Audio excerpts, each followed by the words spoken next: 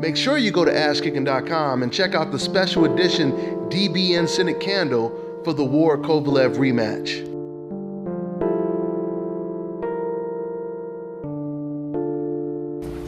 Hi, I'm Brianna, and you're watching Dante's Boxing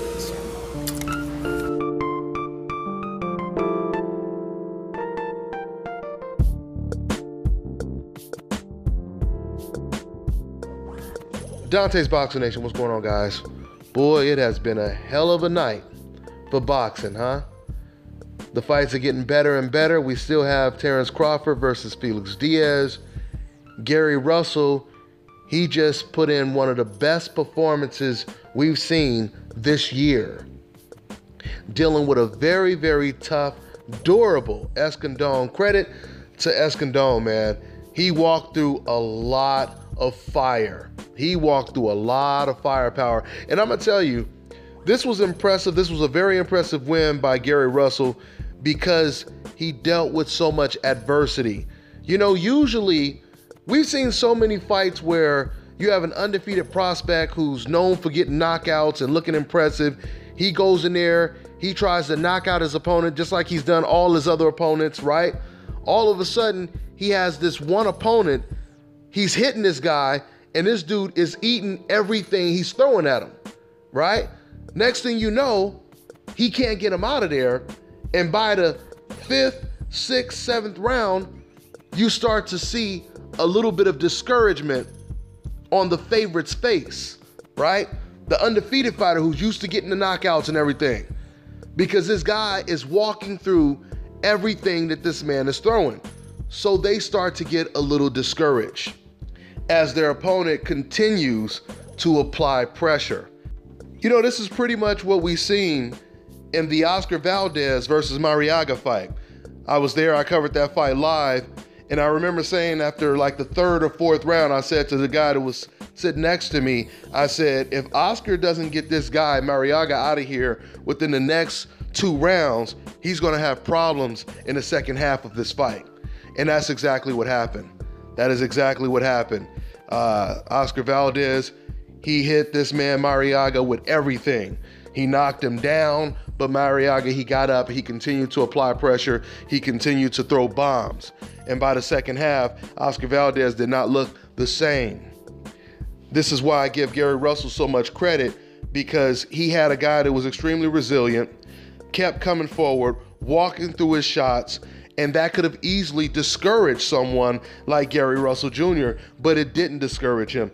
Something else that was really impressive with Gary Russell is I noticed that, you know, another mistake that a lot of fighters make is when they're in there with someone who's very easy to hit, they end up just throwing everything and gassing out. They don't pace themselves. There were times where you seen Gary Russell, he would land a beautiful combination and then he would hit him like 1 or 2 good shots and then he would reset so he doesn't gas out, so he doesn't burn himself out, you know, trying to get this man out with 1,000 punches, right? That's what he did in this fight. He paced himself. He picked his shots and he was looking for the one counter shot that Escandon didn't expect to hurt him with. And eventually that's what he did. He caught him with some hooks that Escandon didn't see. He staggered and hurt him, and he got him up out of there. Gary Russell finished the fight the same way he started off the fight. Like I said, he didn't slow down. It wasn't life or death for Gary Russell because he had burned himself out, you know what I mean? So this was a really impressive win for Gary Russell.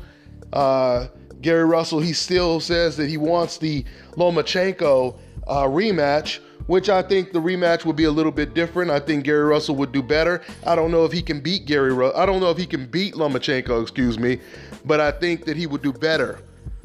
Now, it's already one thing for Lomachenko to be as gifted as he is, but then you give this man a height advantage over you too, because he has a height advantage over Gary Russell. That makes it even tougher for Gary Russell because Lomachenko is so good with his angles and controlling distance and range. So it would be tough. It would be tough. But nonetheless, Gary Russell, he gets a very impressive knockout TKO win in the 7th round over Oscar Escandon. I think it would be smart for Gary Russell to stay at 126 and try to clean up the 126-pound division. He already has the likes of Jojo Diaz calling him out. Oscar Valdez said he would be interested in fighting Gary Russell Jr., but, you know, actions speak louder than words, of course. Leo Santa Cruz and Carl Frampton, I don't know if they'll fight Gary Russell, but there are some featherweight champions and some good featherweights that are willing to fight Gary Russell Jr. So congratulations to Gary Russell Jr. and congratulations to his brothers, Gary Antonio and Gary Antoine Russell, who both got great knockout wins on the undercard. That's pretty much all I got for now, guys. I'm on to the next one. Hi, you're watching Dante's Boxing Nation. Woo! Hey. Yeah.